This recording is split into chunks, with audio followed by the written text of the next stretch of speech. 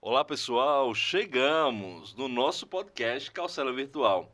Seja muito bem-vindo, bem-vinda. Essa calçada, ela é preparada, ela é adequada para todos nós, porque na calçada é o lugar da convivência, das melhores conversas, das descobertas, mas também é o lugar dos grandes aprendizados. Por isso, por favor, sinta-se à vontade nessa calçada virtual. Se você ainda não é inscrito em nosso canal, CPCast, se inscreva, fácil demais, tá bom? E ainda, acione o sininho para receber as notificações, tá bom? Tem muita coisa boa, novos episódios, cortes, enfim.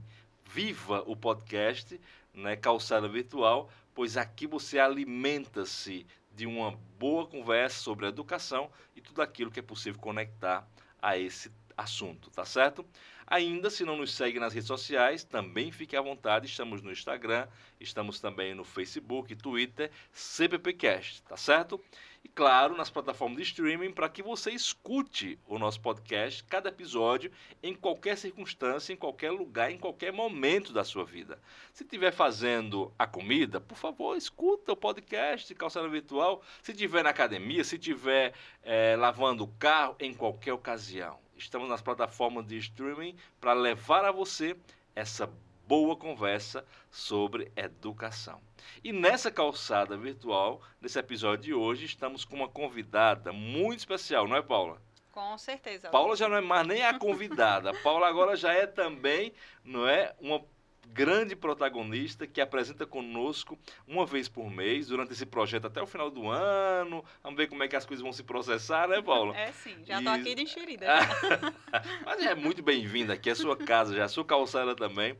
Mas ela vem trazer um tema, uma abordagem muito interessante, ligada à educação, que é essa relação entre educação e saúde mental, novas tecnologias, mentalidade computacional e saúde mental, essa realidade que é muito necessária e urgente ser discutida, ser aprofundada. E hoje com uma convidada super especial, e eu faço questão que você a apresente para nós. Eita, olha a Olha a responsabilidade que honra ele me dá, viu? também, Tá viu? vendo? Olha a honra também. Eu sei disso que é uma honra Olha a para você. responsabilidade. Eu vou apresentar só como uma professora régia, porque eu prefiro que ela se apresente, Ah, né? melhor Porque ainda então. o Né? nome é forte, viu? Professora Régia, seja muito bem-vinda a essa calçada virtual. Que alegria poder te receber. Boa tarde, pessoal. Boa tarde, Aldísio. Boa tarde, Paula.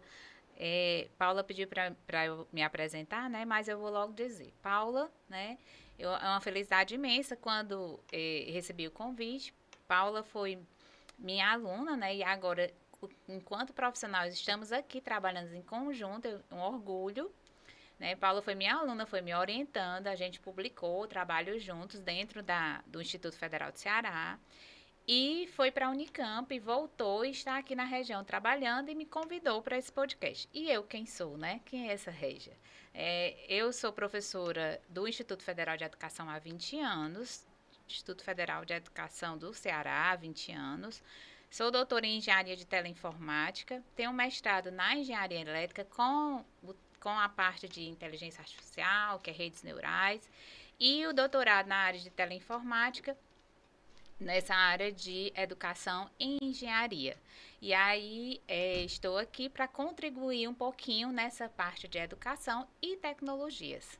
Muito Eu obrigada já pelo vi convite. que tem assunto. Olha, gente, já percebi que tem muito assunto pra gente, muito tempo pra gente discutir hoje aqui. E primeiramente, eu já vejo um tema assim que reluz aos nossos olhos, que é essa relação de vocês. Isso aqui, só essa relação de cumplicidade, de parceria na produção científica, já dá um podcast inteiro. Não é verdade? E vocês vão já perceber por quê. Vamos explorar um pouquinho isso. Mas também tem muitos assuntos atuais, né, e necessários para serem abordados, como inteligência artificial, não é? Como, por exemplo, o ChatGPT, não é? Que está bem aí evidente, né? E que traz também suas oportunidades, mas também seus desafios, né? Tem que ficar atento a isso. Eu acho que tem assunto para a gente tratar aqui sobre isso. Sobre mentalidade computacional, como é que isso está sendo abordado nas escolas, ou como deve ser abordado nas escolas. Ao passo também que temos que conectar isso com a importância de um cuidado integral com o ser humano, com o aluno na sua totalidade, né? Para ser bem redundante. Então, como que a gente propõe uma educação integral sem deixar de lado na mentalidade computacional, mas sem deixar de olhar também a saúde mental desse aluno. Essa conexão a gente tem feito e tem dado super certo. E é uma questão muito presente também, não é? A feira agora, a BETS, a feira sobre a educação, a maior da América Latina, abordou muito isso ultimamente. Então é assunto, minha gente. Então, se você tem perguntas, se você tem colocações, quer interagir conosco, no chat, por favor, mande sua pergunta, mande também sua contribuição, será muito importante para nós, tá bom? Vamos ficar aguardando. Vamos começar logo. Começar do começo, como a gente diz, né? Essa relação de vocês, eu já acho bonita demais, sabe? Como é que se deu? Porque eu sei que sempre na relação professor-aluno, há, teoricamente e tradicionalmente falando, numa perspectiva bem conservadora mesmo, né? Uma relação, não é, de autoridade, né? Em que o professor, de fato, é uma autoridade, não é? E o aluno, ele está ali, né, para aprender, para absorver, para construir conhecimento com a orientação desse professor. Como é que vocês conseguiram sobrepor-se, extrapolar para se tornarem também parceiras na produção intelectual e assim por diante? Como que começou essa relação? Eita, E essa identificação, que eu sei que eu já ia falar essa palavra, foi mais identificação, assim, porque quando eu conheci a Régia, eu ainda estava na graduação, né? E aí veio a parte do TCC e eu me identifiquei muito com ela justamente porque eu percebi que ela estava bem antenada na produção científica. E aí foi quando eu perguntei se ela podia ser minha orientadora, conversei com ela. E de lá para cá, sempre que fala inteligência artificial ou redes neurais, eu só lembro de Régia. Aí foi o primeiro nome que veio na minha mente. Ótimo. Quando a gente estava conversando sobre o podcast, né, o que é que a gente ia conversar. Enfim, foi o primeiro nome que veio assim à tona para mim. E, além dela, tem também o professor Edervaldo, que é o esposo da Régia, que também é um excelente professor, também me acompanhou. Então, eles dois foram as pessoas que impulsionaram assim para eu estar no meio científico. Mas né? você já vai dar spoiler, né? Dizer que eles dois ainda virão aqui, né? Será esse dia? Será? Será, doutora Régia? Seremos esse dia? Pode ser. Só que, Aldiz, eu sou da área voltada mais para essa área computacional, embora eu seja engenheira eletricista de formação. E o Edervaldo, que é o professor Edervaldo, que é meu esposo, ele é da área de engenharia elétrica também, mas ela é da área de distribuição, nessa área de potência, que é dentro da engenharia elétrica também, que a gente tem várias vertentes dentro da engenharia. Ótimo. Vai ter muito assunto para vocês dois aqui, Eu acho que o Edervaldo vai ser bom ele vir quando meu esposo vier também, porque é a mesma linha de segmento, eles dois, né? Então vamos organizar isso, Paulo. Paulo. Vai ter conversa. Por favor, tá bom? Sim, mas falando dessa identificação, que você percebeu logo na graduação, não é, por uma linha de pensamento, como isso foi se aglutinando para vocês decidirem, né, fazer esse caminho juntos na academia, né, na produção acadêmica? Sim, teve um primeiro projeto de pesquisa, né, quando começaram as semanas de tecnologia lá no Instituto Federal, e aí eu tinha essa curiosidade de participar, né, eu tive uma vivência no ensino médio. Quando eu tive aqui na primeira conversa, eu até comentei isso, né, que no ensino médio eu comecei essa vivência, mas era na área da filosofia. Então, quando eu entrei na graduação, aí despertou mais a curiosidade para a parte científica. E vindo com os eventos, Semana de Tecnologia, que aconteciam na universidade, na faculdade, quando eu percebi que a Régia estava bem envolvida com os projetos, aí eu me identifiquei com ela, né? Foi aquela coisa, se ela está nesse caminho, eu também gosto, então... Por que não, Por que não?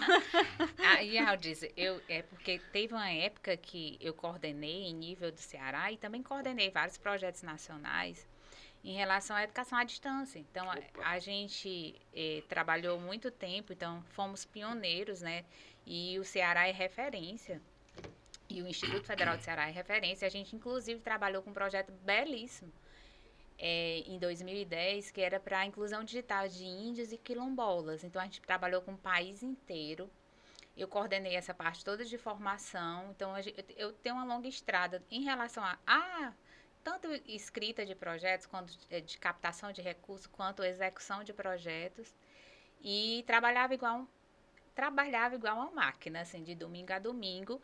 E aí, depois, eu me afastei para o doutorado, né? Então, no mestrado, eu trabalhei muito com a mão na massa na parte de inteligência artificial, que foi redes neurais, meu trabalho.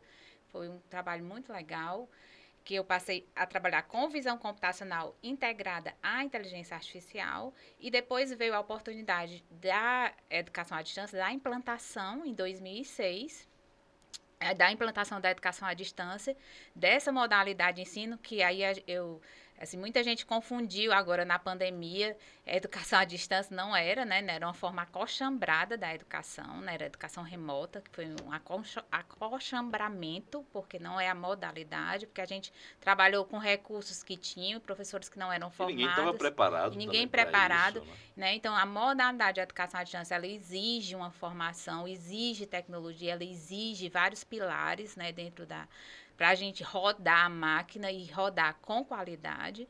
Então, eu trabalhei muito tempo com essa parte, tanto na parte técnica, de cursos técnicos, né, de eletrotécnica, edificações, quanto na parte de nível superior. E aí eu trabalhava mais na infraestrutura, que era a parte também de sistemas distribuídos, que aí a gente também, na parte de infraestrutura tecnológica e na parte do pilar financeiro e captação de recursos. Então, a gente rodava isso e eu passei 8 anos nessa coordenação geral, e dentro desses 8 anos eu trabalhei também com esses projetos em nível nacional, que aí foi muito lindo.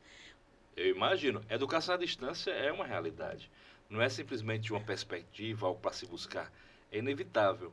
Não é? Mas no início eu penso que você esteve bem à frente. Inúmeros foram os desafios, né? Tanto por uma questão de mentalidade, de cultura, Com não é? certeza. Bem como também de estrutura. É. Então, dentro desses dois pilares, da mentalidade, bem como também da estrutura, não é? Quais foram os desafios mais evidentes de assim, rapaz, isso aqui tá tirando o suor da gente? Foi assim, a Aldiz foi acho que um dos pontos principais da educação à distância, né? Quando a gente aprovou o projeto, porque teve um edital em nível nacional para as instituições públicas, né? Ofertarem cursos à distância, e a gente aprovou o projeto, tinha uma pessoa dentro do instituto que realmente tinha um doutorado nessa área e conhecia. E era em Fortaleza, a professora Cassandra. E a gente aqui em Juazeiro, dentro desse arcabouço, dentro desse guarda-chuva, colocou um curso que era de educação, que era matemática, licenciatura em matemática. E aí, não sei por que cargas d'água, colocaram meu nome, certo? Então, eu trabalhava nessa época com essa parte de desertificação, de áreas desertificadas, automáticas, de regiões, exatamente com inteligência artificial, com redes neurais.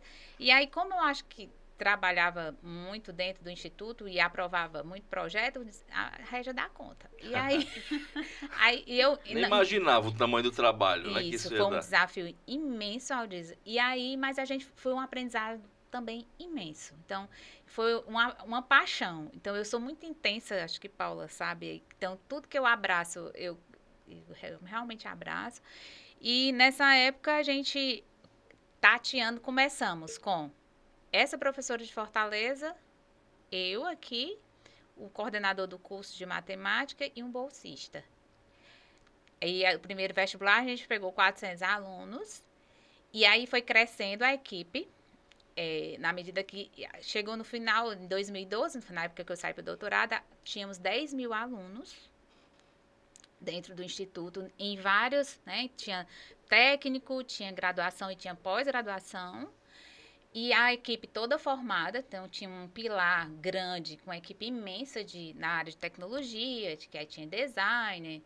Então, a gente aprovou vários cursos de formação, também formação para quê? Para administrar um ambiente virtual de aprendizagem, para o professor aprender a fazer conteúdos para educação à distância, e os diversos tipos de atores, professor formador, professor conteudista, tutor, as funções são diferentes e as formações são diferentes. Então, a gente ofertou e aprendeu, né? E foi um grande laboratório. Desse grande laboratório nasceram várias teses, várias dissertações, várias publicações, livros. Então, foi um fruto imenso, né? E quando eu voltei do doutorado, né, eu abracei um outro projeto bem legal, que aí a gente vai trazer agora para onde a gente está, em educação, por exemplo, que é de pensamento computacional. Então, um colega meu da UFC, um professor da UFC, de Fortaleza, da computação, disse, Reginha, eu só pensei em você, eu preciso de uma pessoa no sul do Ceará, e a gente vai implantar o pensamento computacional nas escolas estaduais. Então, é um projeto que a gente vai pegar 25 escolas, que você sabe, Aldiz, que para a gente estar nessa escola é um valor, Claro. né, alto, É verdade. né? Ou você pagar cursos de computação também é alto ainda, né? Então, o acesso... E eu adoro democratizar. Ai, mexe. Quando diz assim, vamos... E pensar em educação, e tudo que está ligado à educação, se não for pelo princípio da democratização, você Aí eu achei lindo, se ilude. eu já me arrepio. Achei lindo o projeto, porque era pra gente ir para as escolas públicas, dentro das escolas públicas, trabalhar 1 ano e 3 meses com esses alunos e implantar o pensamento computacional. Aí o que diabo é este com pensamento computacional? Que é isso, pelo amor de Deus, né? Que diabo é isso, né? É fazer com que o aluno, né, possa resolver qualquer problema de qualquer área, pensando como um computador, ou seja, a gente tem entradas, processamentos e saídas. E para isso, dentro do pensamento computacional, ele é dividido em várias habilidades, como abstração, decomposição, reconhecimento de padrões e pensamentos algorítmicos, que aí são regras, né? O que é algoritmo? É como a gente fazer um bolo em casa. Como é que a gente faz um bolo? A gente tem lá os ingredientes e tem lá um passo a passo de como fazer aquele bolo. E se a gente não seguir aquele passo a passo, provavelmente não vai dar errado aquilo ali. Então, a gente implantar isso dentro das escolas públicas, como? E aí foi pensado, né, a Universidade Federal do Ceará, o Departamento de Computação, né, de pós-graduação, pensou em 2 frentes, que a gente está na segunda frente, a gente já terminou a primeira frente, foi lindo, muito, muito legal, inclusive tem projetos maravilhosos para o Cariri, os meninos desenvolveram. Ótimo.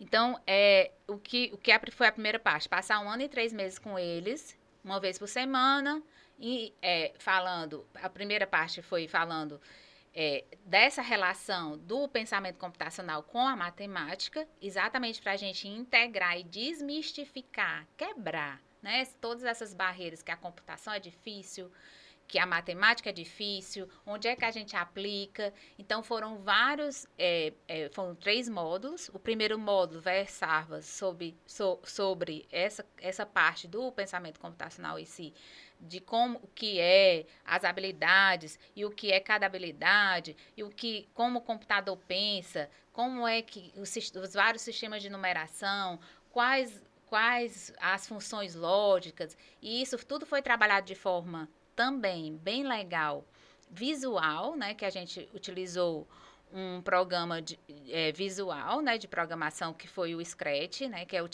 foi criado pelo MIT e é utilizado hoje desde as crianças até aqui na escola deve usar também.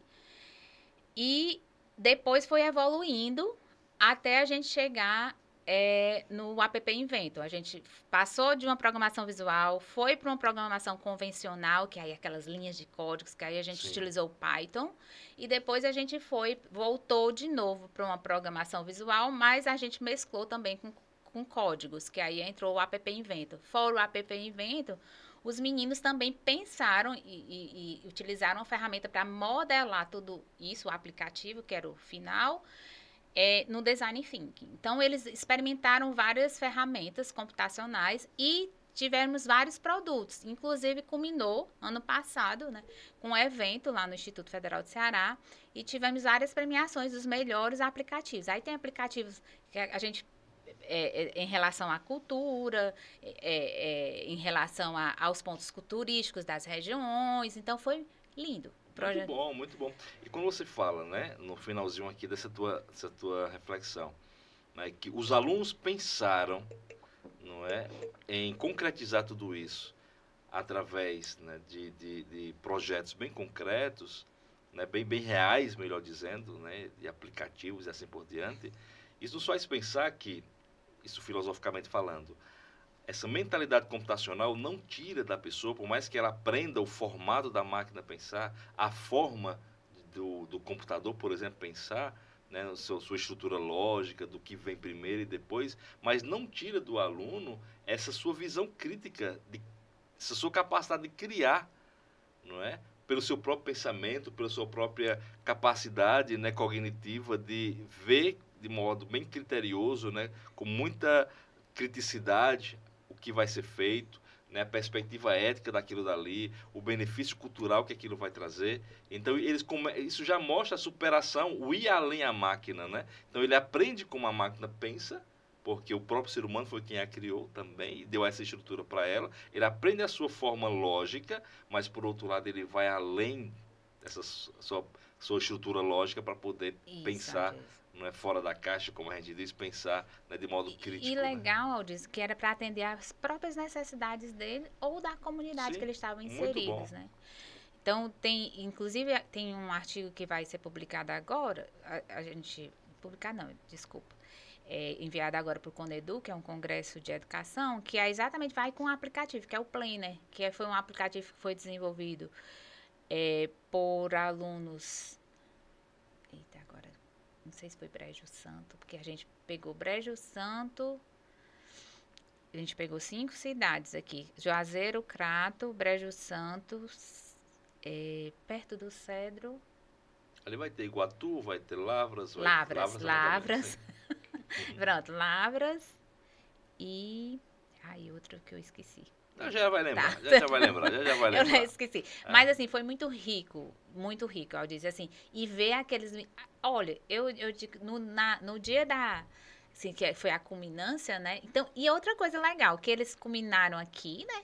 E aí, a gente selecionou os melhores trabalhos para concorrer em nível estadual, no Ceará. Então, a gente fez uma peneira, né? Então, aqui ficaram os melhores e esses melhores foram para em nível estadual. E a gente ficou em primeiro lugar. É interessante demais.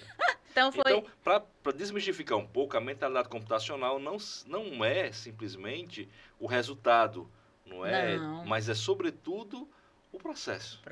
O processo, que é a forma de pensar, né? A estrutura de pensamento, né, se baseando, por exemplo, na maneira como um computador, né, estrutura seu não vou falar pensamento, né, que eu não sou louco de falar um negócio desse, mas estrutura, por exemplo, sua solução, né? Então, seguindo essa solução, não é, que a máquina propõe, que a máquina traz, então nós queremos ver os alunos dessa mesma forma, não é, encontrando suas soluções. E outra coisa legal, além dos aplicativos, né?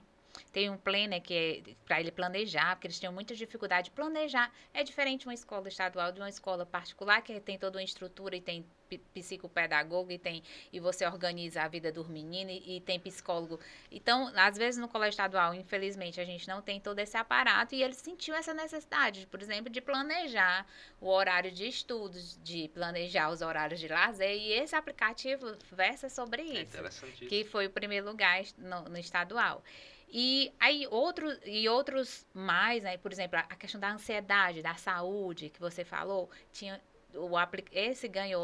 esse foi da peneira, também ficou muito bom, eles ganharam medalha de ouro aqui, que era exatamente para prevenir ou para melhorar o estado de ansiedade do aluno. Então, o aplicativo dá dicas sobre respiração, sobre a quem procurar. Então, é algo tudo voltado para a necessidade deles e que felicidade deles poderem pegar as ferramentas, entender, né, o que é o pensamento computacional, as várias fases, as várias habilidades, utilizar ferramentas e poder desenvolver isso. Então, outra coisa legal foi que eles ficaram maravilhados. Poxa, aqui no Cariri tem um instituto, tem algo de tecnologia de graça, né? De graça, entre aspas, porque a gente paga imposto, né? Claro. Então, de qualidade, então é outro fator importante. Então, em que fase a gente está desse projeto, né?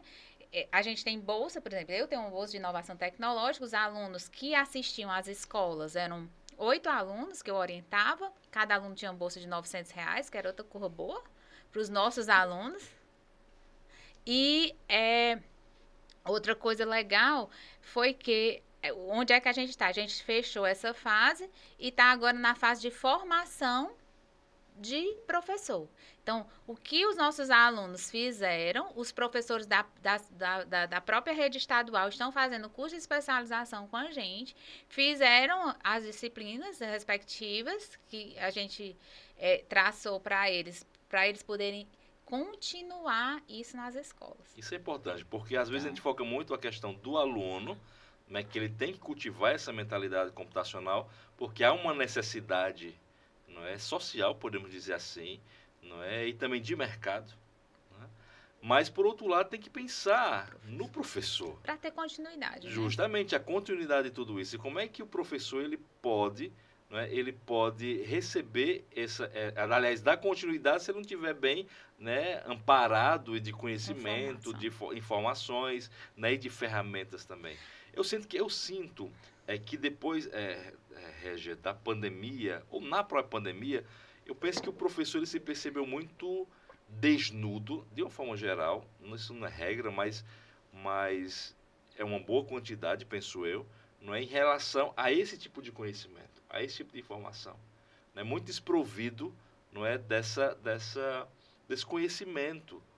E aí enfrentou muita dificuldade, muita gente adoeceu, às vezes. Sim, muito né? professor adoeceu. Porque se viu impossibilitado, eu tenho que fazer, mas não sei como. Tinha. Tenho que preparar uma aula maravilhosa para chamar a atenção dos alunos. Como?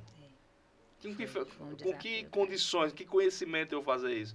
Aí foi uma loucura muito grande, né? Você conheceu o caso dessa natureza? Conheci, não posso citar nomes, claro, perfeitamente. Mas conheci. Então eu tinha dó, porque assim, eu vinha da educação à distância. Então no mesmo semestre você pegar um professor que a aula é show de bola e sabe conduzir, e não tem vergonha de videoconferência, de usar as ferramentas, de utilizar simulador, de utilizar um professor que não tem essa habilidade, não é porque ele não tenha, porque queira, ele né? não queira, né? Porque ele não teve oportunidade, ou não procurou, ou não tinha necessidade. Sim. Porque a gente estava ali no presencial, não precisava saber o que diabo é um ambiente virtual de aprendizagem? Pois é. Que, né? Então, que é massa, que o que eu digo aos meus alunos, gente, isso aqui é tão legal, porque é a mesma cor de uma sala física, só que aqui é virtual. Uma calçada, só que virtual.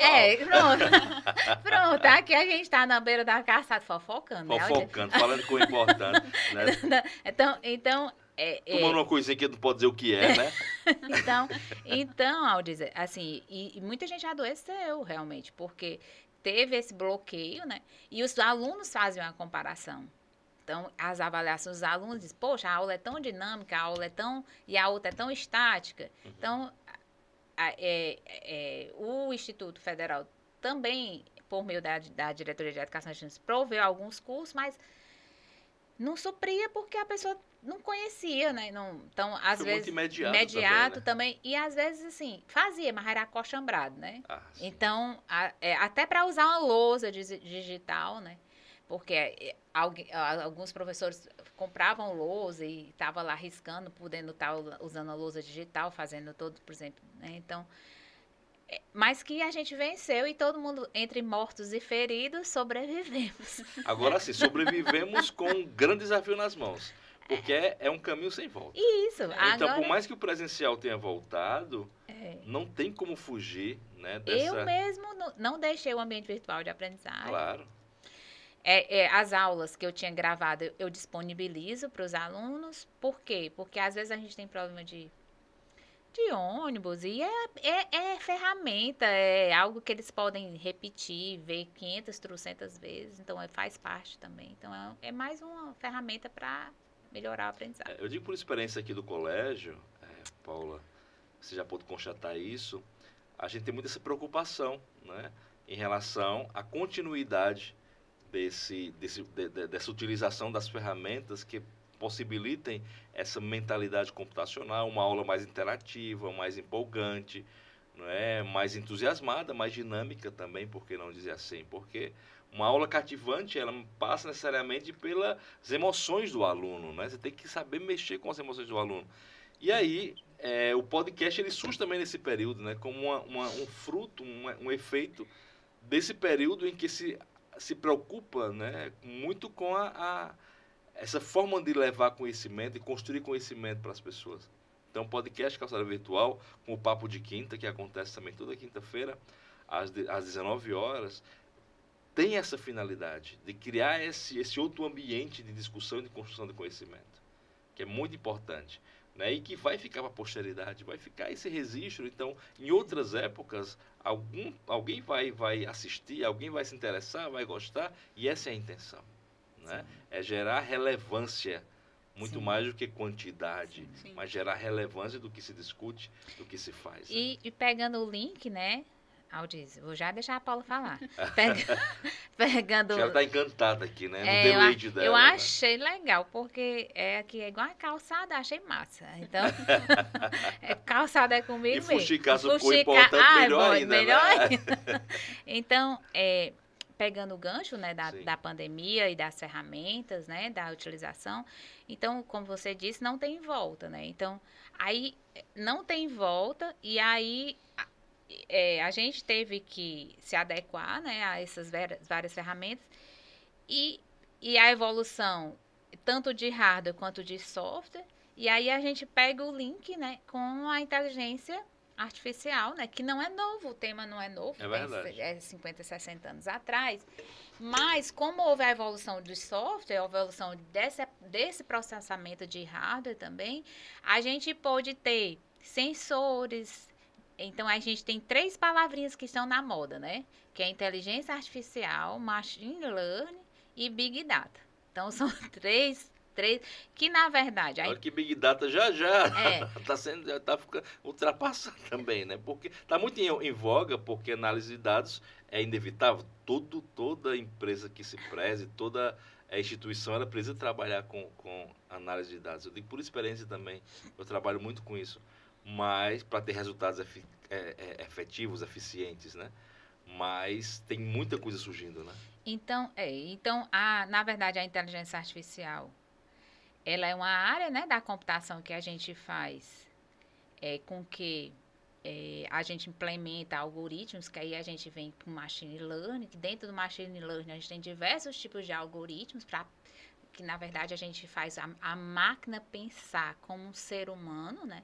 Como é que a gente faz a máquina pensar como um ser humano? Dar respostas, dar soluções como ser humano, só que de forma muito mais eficaz, por conta da velocidade de processamento, através de algoritmos, que aí entra a machine learning. Aí os algoritmos a gente pode tê-los como redes neurais, como regressão, como PCA, que é componentes principais, como teorias de Bayes, o Bayes, que é de probabilidade. Então, a gente tem vários tipos de algoritmos que podem atender a isso. E um deles é redes neurais, que é muito utilizado em relação a esse processamento, né?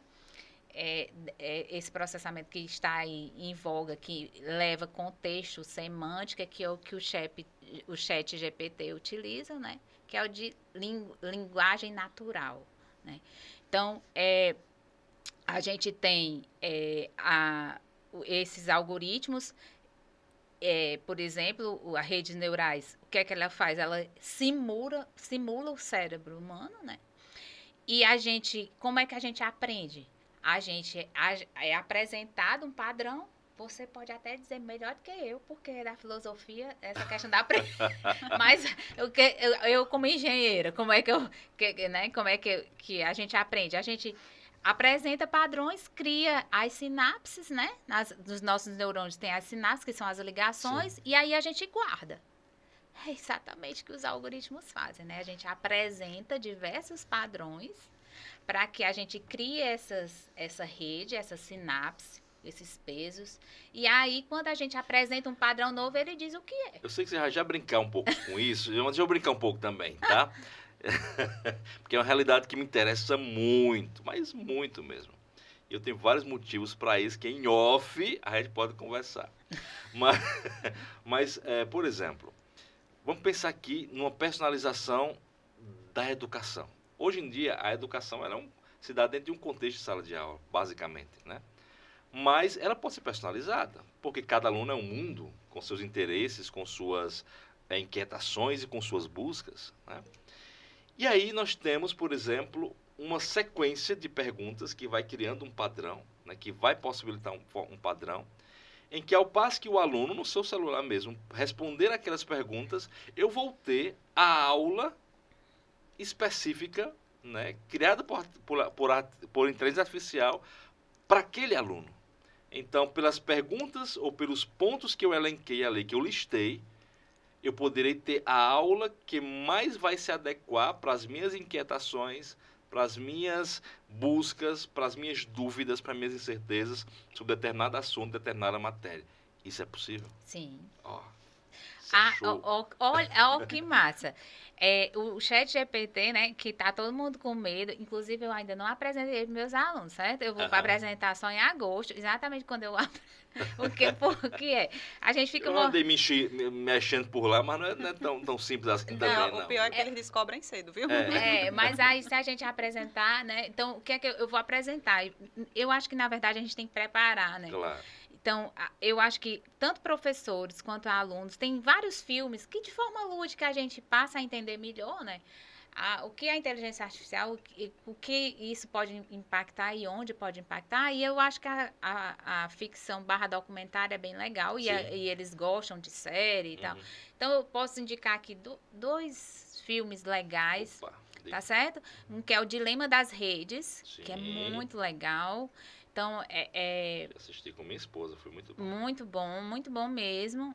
Porque aí ele traz uma visão do que é a inteligência artificial e de como isso é utilizado nas redes sociais, né? E como isso influenciou e influencia. Tá? Hoje, a gente tem uma sociedade doente, né? Então, a gente tem uma sociedade doente, polarizada, né? Então, a gente tem, essa política foi terrível. Então, fake news. Então, e dos danos da inteligência, que aí são a parte ruim, né? Claro. Então, desses dados... Que não se governa, né? Precisa de uma ação humana. Isso. Né? Então, e aí o documentário, você assistiu, ele é massa, porque é uma pessoa que era da própria Google, né? Então, ele traz toda a vivência e traz o que está por trás, né, de todas essas o próprio Google, Facebook, Instagram, Twitter e tal. Então, todas essas ferramentas que, na verdade, eles visam o dinheiro, né? E aí não tem um controle que pode ser utilizado tanto para o bem quanto para o mal. E a gente tem como consequência suicídios, adolescentes se suicidando. E, na verdade, eles mudaram o comportamento. Uma das frases que me chamou muita atenção nesse filme, ele diz assim, 30 pessoas brancas conseguiram mudar o comportamento do mundo. E foram 30 pessoas. Então, 30 programadores. Então, eles realmente... O que a gente tem hoje... a gente tem uma sociedade com adolescentes, né, cada vez mais frágeis e cada vez mais ligados, né, a essas redes sociais, cada vez mais em busca de cliques. Então, e cada vez mais... diferente da nossa, por exemplo, da nossa época que a gente jogava, brincava, e a gente era um pouco afastado em relação à tecnologia. E esses 30 por uma condição de privilégio mesmo, né? 30 privilégios. Então, mas acho que no princípio eles não pensaram no que podia ter por trás. Né? Então, a cada clique que você dá, eles vão personalizando, então eles vão ficando tão próximos, né? Então, vão lhe mostrando tudo tão igual que você acha que tem que receber clique, tem que receber aceitação de todo mundo. É uma bola de neve. É verdade. Esquece da relevância. Isso. E outro filme legal, esse é de 2020, né? Esse do Dilema das Redes, é Her, que é ela, né? Que é um filme de 2013. Não sei se vocês assistiram. Não, ainda não. Bem legal. Her, que é H-E-R. Her. Ela. Ele tem na Netflix também. É um filme que fala também, é muito legal, um senhor, olha, um cara, que eu tô na calçada, é um cara que tava... Então, é um cara que acabou de se separar e tá muito frágil e é muito ligado à tecnologia. E ele tá tão viciado, né, e no uso das redes, que ele se apaixona pelo sistema operacional, a Samantha. Então, Nossa. então como é legal. Isso é em 2013, né? Em 2020 o filme saiu. Mas assim, em 2013 ele já falava sobre. Já trazia, né? Isso. Ele dizia. Aí, os cliques, né? Como você, Aldis, falou, então tudo que você vai clicando, dando ok, dando. Né? Então ele vai mapeando, sabe mais, ele conhece mais a gente que a gente mesmo, né? É verdade. Então os padrões eles vão. Então aí o que é que aconteceu? Ele se apaixonou pelo SO, a Samantha, e estava tão embevecido que porque ela dizia tudo o que ele queria escutar, tudo, até personificar, assim, pegou um humano, botou um fone de ouvido e colocou ele para namorar com a máquina. Só que aí no final do filme, né, eu vou dar um spoiler aqui, ele vê que ela não conversa só com ele, ela conversa mais com 600 usuários ao mesmo tempo. E também é tudo personalizado. Mas você é único, ela diz. Nossa, olha o Pequeno Príncipe aí, a Rosa, hein? Olha o Pequeno Príncipe e a Rosa, né? Ele diz, mas... Você me disse que era única e tô vendo tantas outras aqui. Né, então... traz essa reflexão, eu acho que é legal a gente trazer essa reflexão para os meninos, para os nossos alunos, para a gente enquanto professor, né?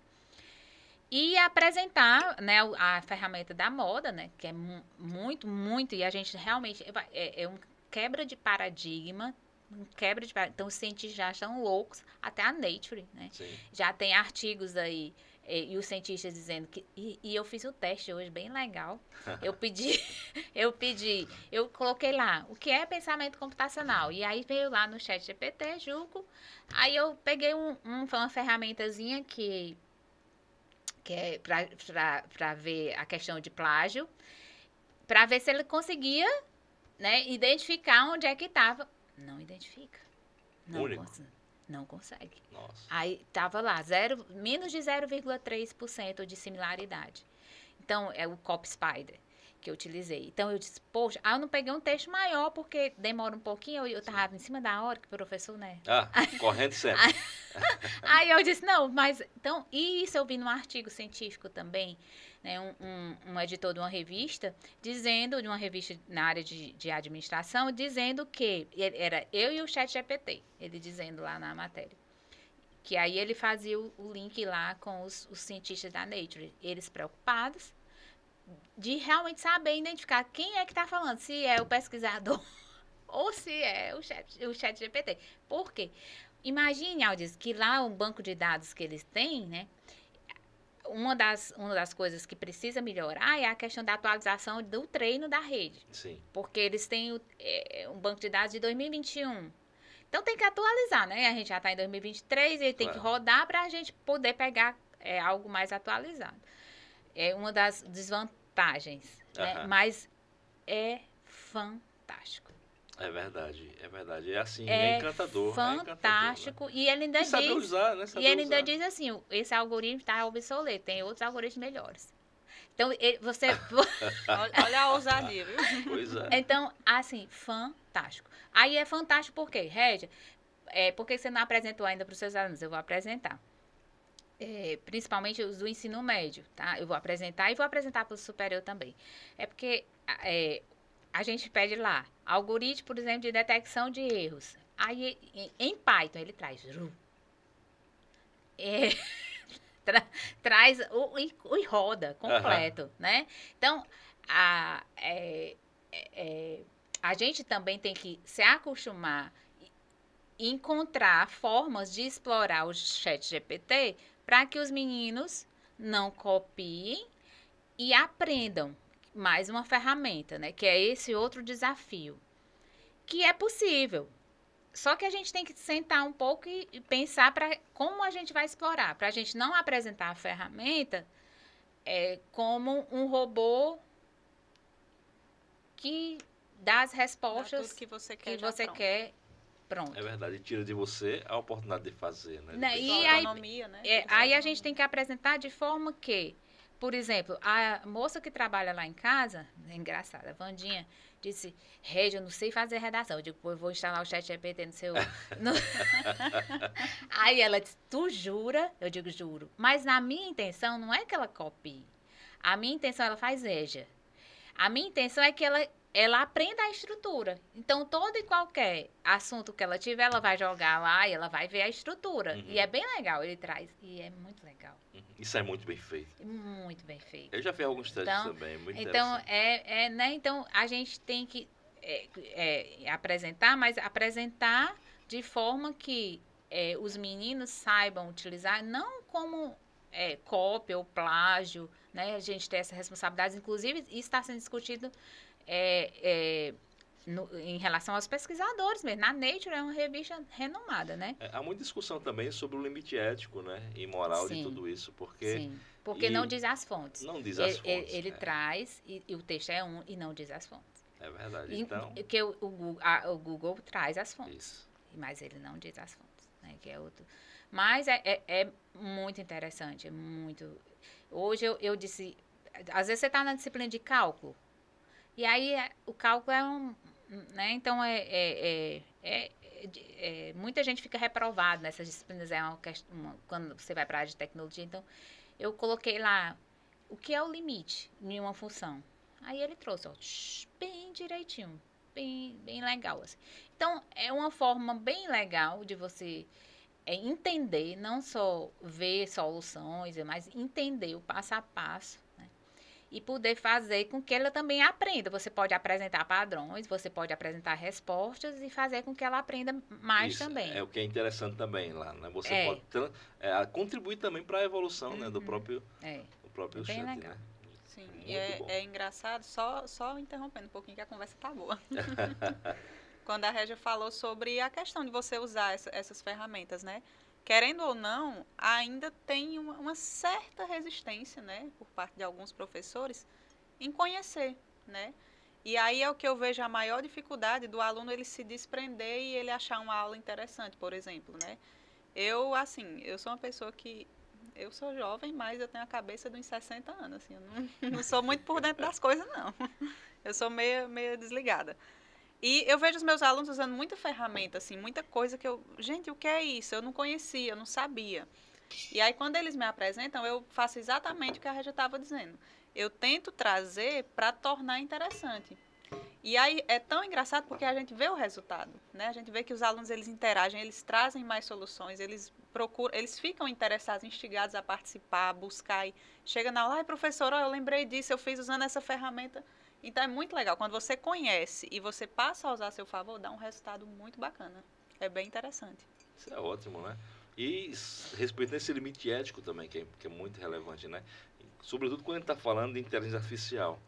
Né? Digo por uma realidade que eu acompanhei agora esses dias, em que uma pessoa se propôs a fazer uma homenagem, né? Uma homenagem póstuma, né? E queria justamente utilizar a inteligência artificial para isso.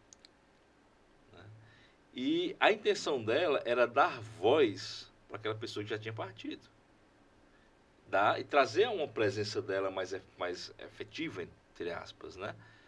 Só que até que ponto aquelas pessoas daquela família ou aqueles amigos estavam em condições, não é, de ter, mesmo que de forma ainda simulada, né? Respeitando um padrão ali e tudo, mas até que ponto aquelas pessoas estavam em condições de absorver, né?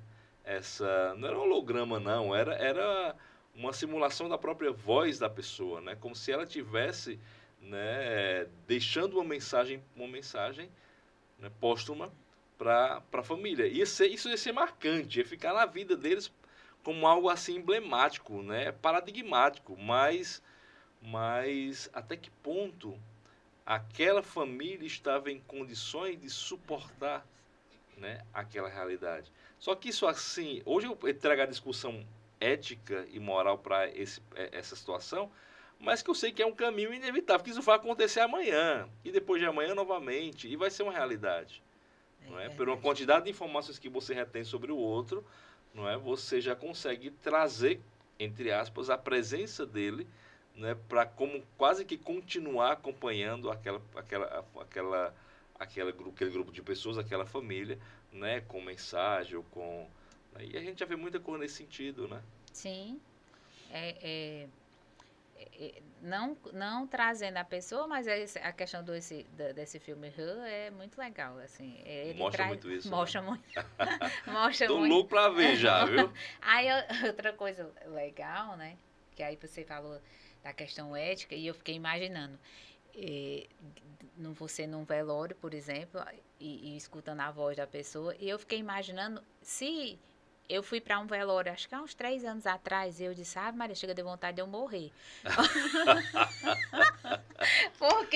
Porque o caixão subia como se fosse, como se ele levitasse as pétalas de rosa e uma mensagem, uma música tão bonita. Eu digo, vale, meu Deus, deu vontade de eu morrer. Coisa boa, né? Imagina, então a gente também quebra um monte de Esse tabu, né? paradigma, né?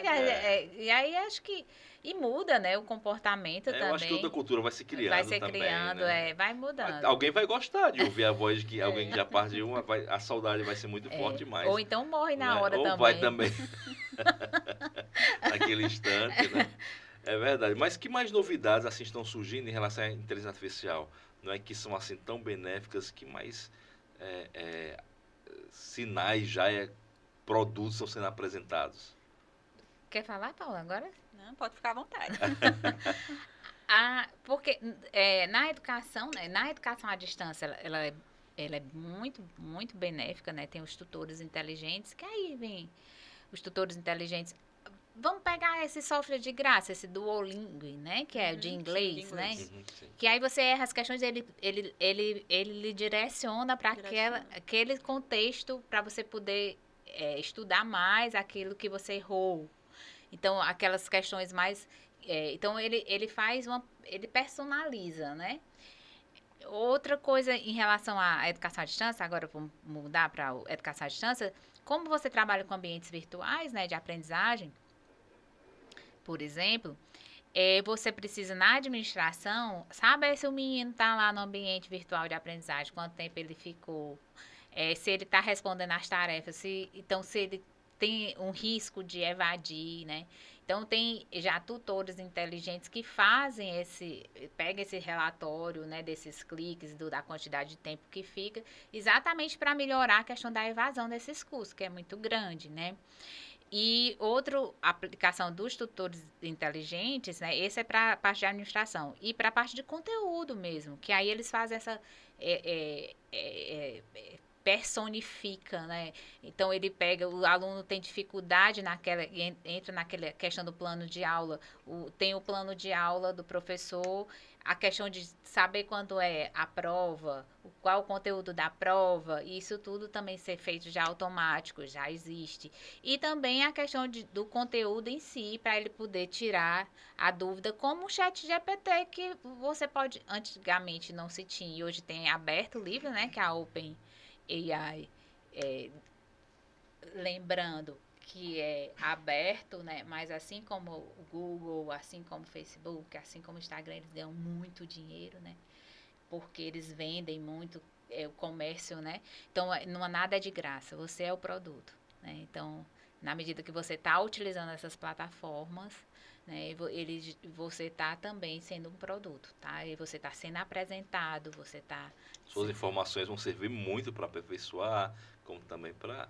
Então você acaba sendo um produto também daquilo, né, que você mesmo fala. Isso, porque você é apresentado, né? E ele diz lá que vai lhe mostrar produtos. E você tá lá nas redes sociais clicando, tem sandália, tem roupa, tem não sei o que, tem. Então aquilo ali é tudo vendido, né?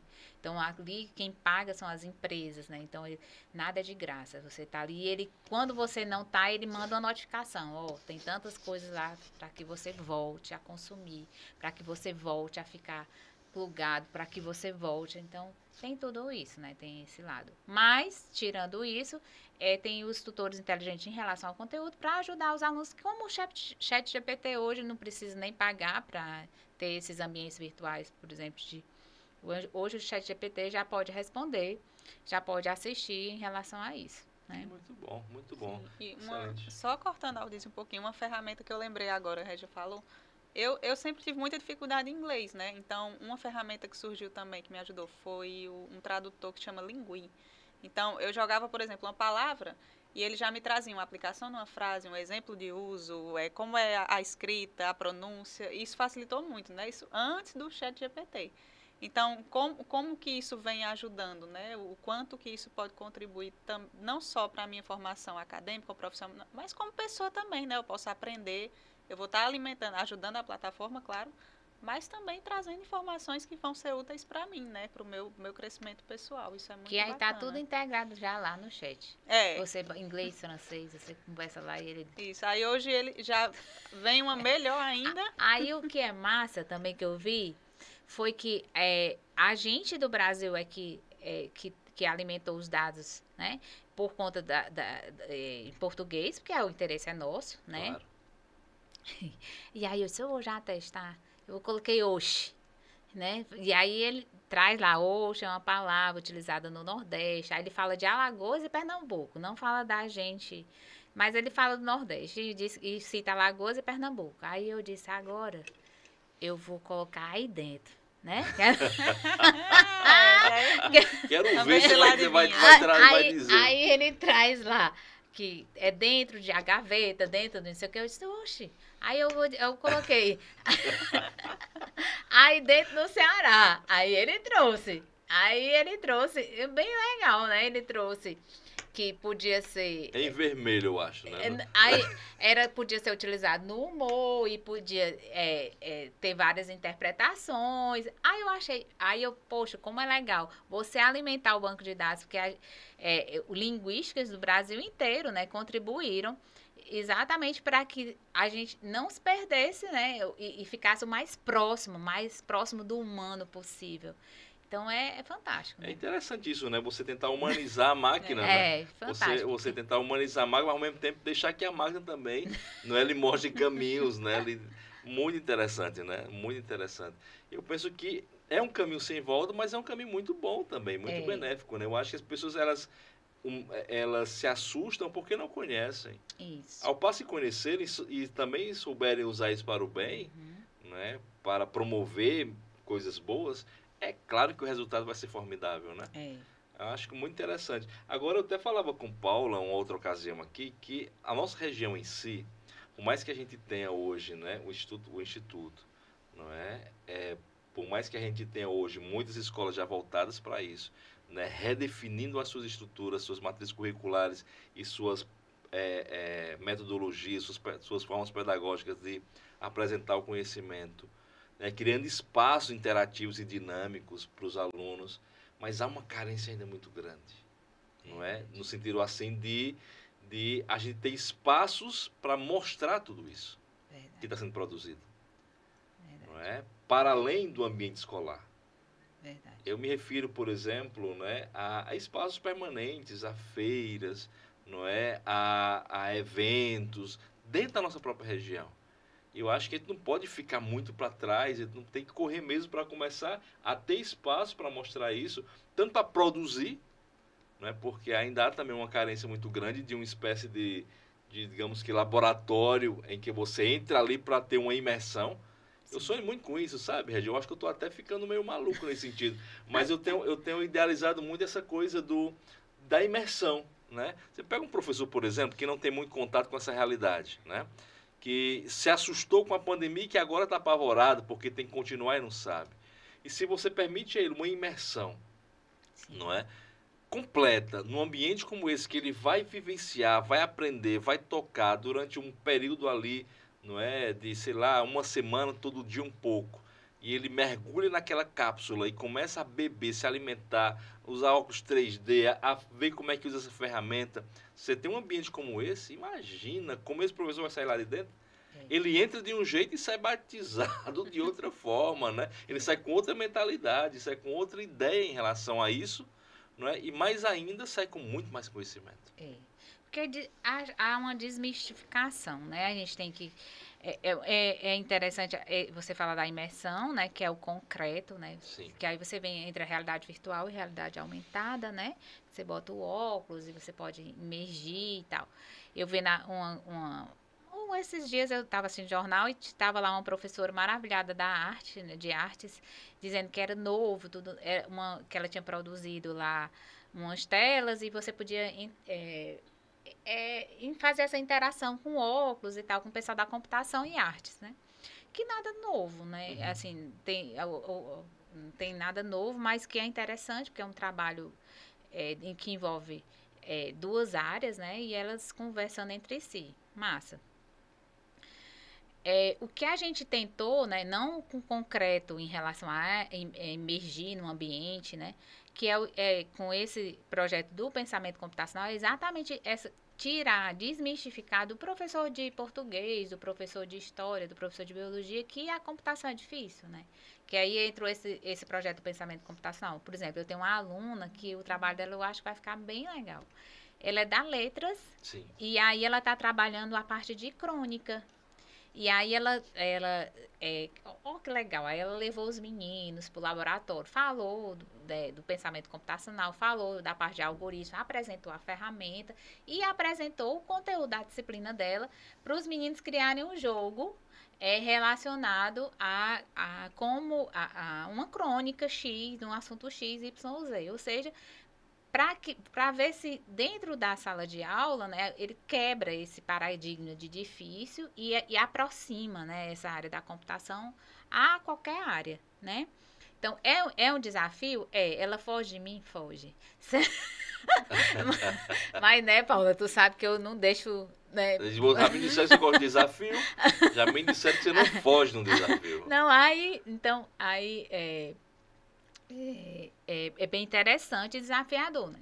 E aí a gente faz esse trabalho de formiguinha, claro, né? Então, porque precisa de fomento, né? Porque sim, precisa de dinheiro, né? Mas que, que legal, esse projeto não é só a Universidade Federal do Ceará, foi o governo do estado, né, que jogou dinheiro na FUNCAP e chamou a Universidade Federal do Ceará e ela contactou a UVA, o Instituto Federal aqui, a UVA no Sobral. Então, fez essa integração dentro das instituições, né? Então, essa rede.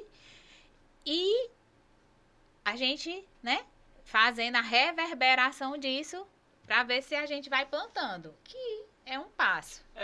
Como nós estamos aqui nos convencendo, é uma construção de uma nova cultura, que não é da noite para o dia. Tem muito paradigma para ser quebrado, né? Para ser, não é nem quebrado, mas para ser ressignificado. Né? Porque é um mundo novo que está se abrindo, né? Não tem como fugir disso, gente. Inteligência artificial, não mentalidade computacional, é o que temos, né? Redes neurais, é a realidade que bateu a porta de todo mundo. Né? E a internet das coisas, então tudo isso acessível, né? Acessível, porque tem a Alexa, né, dentro da nossa casa. Pois a gente nem dá de conta, né? tem a Siri. Xerida, né? Minha esposa esse dia estava inquieta, assim, amor, eu acho que eu estou precisando de um aspirador, não automático que vem. Você vê como está chegando tão perto já e já está surgindo como uma necessidade. Não é porque tem que... menina, eu tenho que ajeitar isso, aquela com outra. E você vê de fato que vem se impondo como uma necessidade. Não tem como fugir muito disso. Não é? Então, tá batendo na porta da gente e é saber como nós vamos lidar com tudo isso. Saber se a gente está preparado para esse alimento, que você não pode chamar assim, né? Se a gente está preparado estruturalmente para absorver e digerir na medida certa. E eu acho que o professor tem que ficar tranquilo, né? Isso é verdade. O papel dele ninguém vai tomar, né? Então, essas ferramentas vêm para auxiliar, né? Então, ao invés de, por exemplo, já pensou, a gente do presencial, a gente recebe demanda em relação aos alunos fora de sala de aula, mas quem trabalha na educação à distância recebe muito mais, né? Então, já pensou se você tem um tutor inteligente que pode assistir o aluno e você evitar um monte de respostas, já auxilia. Né? E se você tiver o chat GPT, por exemplo, no presencial, para os meninos também jogar uma equação do segundo grau lá e eles encontrar raízes lá e lá explica bem direitinho que ele usa lá a Bhaskara e o que é. Então, já evita do professor estar explicando.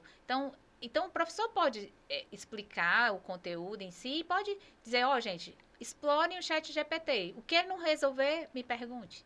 Né? Então, servir como para que os meninos possam se acostumar também a ter como ferramenta de auxílio mesmo na aprendizagem, que é importante. E o professor ficar tranquilo que o lugar dele ninguém tira. Não vai ser um chat GPT, não vai ser um tutor inteligente que vai tomar. Por quê? Porque a gente precisa de especialista da área. Então, para aquela matéria X, Y, Z. A gente não... Então, tem que ter plano, tem que ter... e tem que ter conhecimento, né? E aí, curadoria, né? Que a gente também tem que... A questão a gente que é especialista sabe que aquilo ali está correto ou não. Então, É verdade. Agora na feira, né? Na feira sobre a educação, a BETS, agora no começo de maio, uma turma muito boa aqui do colégio, muito interessante. E uma das conferências, das palestras, né, que o tema predominante foi esse, né? Sobre mentalidade computacional, mas também saúde mental, estava presente em vários auditórios. E o Chiachik, né? Ele trouxe essa sua reflexão. Nenhuma inteligência artificial vai substituir o professor. Porque a inteligência artificial não conseguiu ainda fazer algo fundamental que o professor faz, que é o brilho no olhar. Então, o brilho no olhar do professor não tem como simular, não tem como substituir, não tem como trocar. Né? Então, essa humanidade, a sensibilidade, esse brilho no olho... E aí ele serve para ajudar a gente, como claro, você disse, justamente. né? Eu posso direcionar uma aula, eu posso...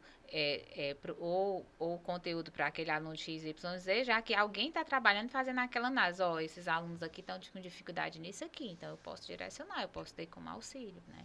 Olha, isso aí, Então, isso pega, hein? Eu acho que tem que dar pelo menos alguns créditos pra gente aqui, né? Porque no nosso consultório virtual surgiu muita coisa boa, muita discussão interessante, né? Porque eu penso muito nisso, eu acho que cada vez mais nós estamos caminhando, Paula, para personalização. Né? Por mais que a experiência coletiva ela seja fundamental para as definições dos padrões e assim por diante, mas a gente define padrões para voltar ao individual, que é personalizar aquela experiência. Que aquilo que você viveu é diferente do que eu vou viver, mesmo sendo a mesma realidade. Né? Então, quando eu personalizo, na sua experiência lá, né, do velório, né, quando você... Eita, isso aqui foi muito bonito. Para outra pessoa pode ter sido outra coisa. Um terror, né? Mas para você, como é bonito, né? Como é bom, né? Mas como essa experiência para você foi tão diferente, né? E personalizou aquilo dali, eu acho que é um caminho interessante esse. Na sala de aula, por exemplo, algumas experiências, a gente criar condições para personalizar. Né? Como a gente falava há pouco, né? O aluno ele vai dizer, por exemplo, numa pesquisa rápida, quais são as suas principais inquietações, dúvidas, e assim, de modo bem variado, em várias disciplinas, em vários caminhos, até na disciplina do projeto de vida também ele pode ver isso. Né? Qual que é que eu vou querer para a minha vida, qual a trilha eu vou fazer, e aí ali ele já ter, não é, uma imagem, né? Um vídeo que apresenta tudo aquilo que desperta inquietação, dúvida, né? E anseio dele. Olha isso. Então eu acho que se não já existe, que eu acho que já existe, mas estamos caminhando para muita coisa boa também. É despertar isso. Né? Você falando, Aldias, eu fiquei aqui sonhando, né? Porque...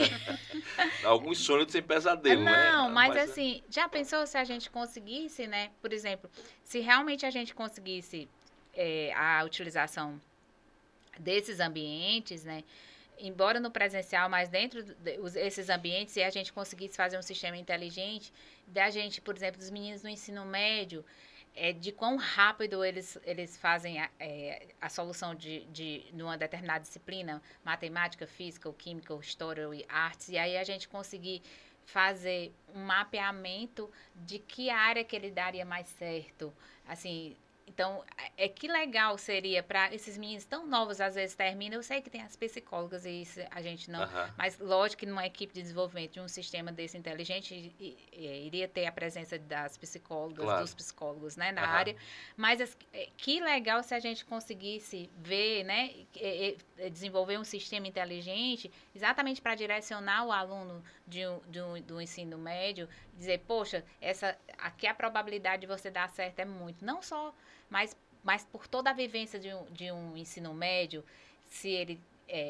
utilizar a mesma ferramenta ou mesma base de dados, ou se fosse integrado, e aí já direcionar aqui, que coisa legal, para ele não errar, porque muitos dos alunos fazem eu fiz serviço social, mas não era aquilo, era que a minha mãe queria. Eu fiz medicina, então que era aquilo. Então, podia até fazer, porque a mãe quer.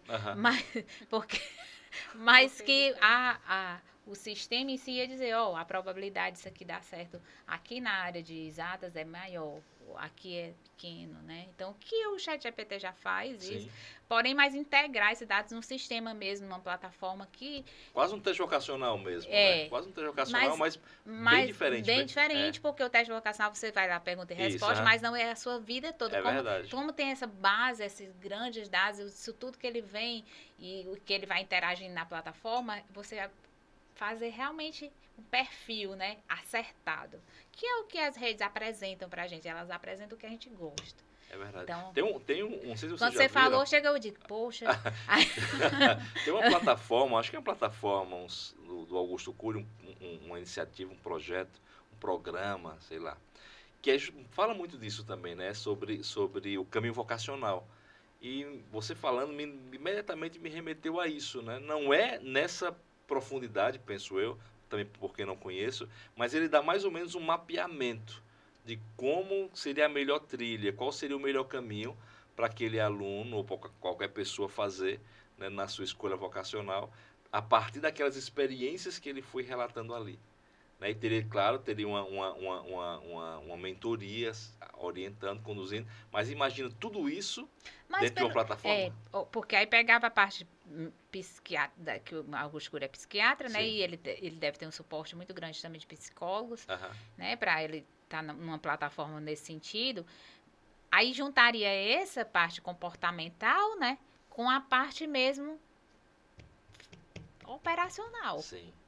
O que é o aluno, como ele interagiu, quanto tempo ele passou nas questões. Acho que seria fantástico. Acho que acertaria se casasse ou se existisse essa ferramenta para não dizer, você faz isso. Não, a probabilidade de dar certo 70% na área de exatas, ou na área de saúde, ou na área de humanas. Então, é fantástico, né? Isso é muito bom, muito bom. Tem muita isso coisa aí, para surgir. Então, IA né, isso, né? E os carros, né, inteligentes, por esses dias a gente foi comprar um carro para minha filha e ela...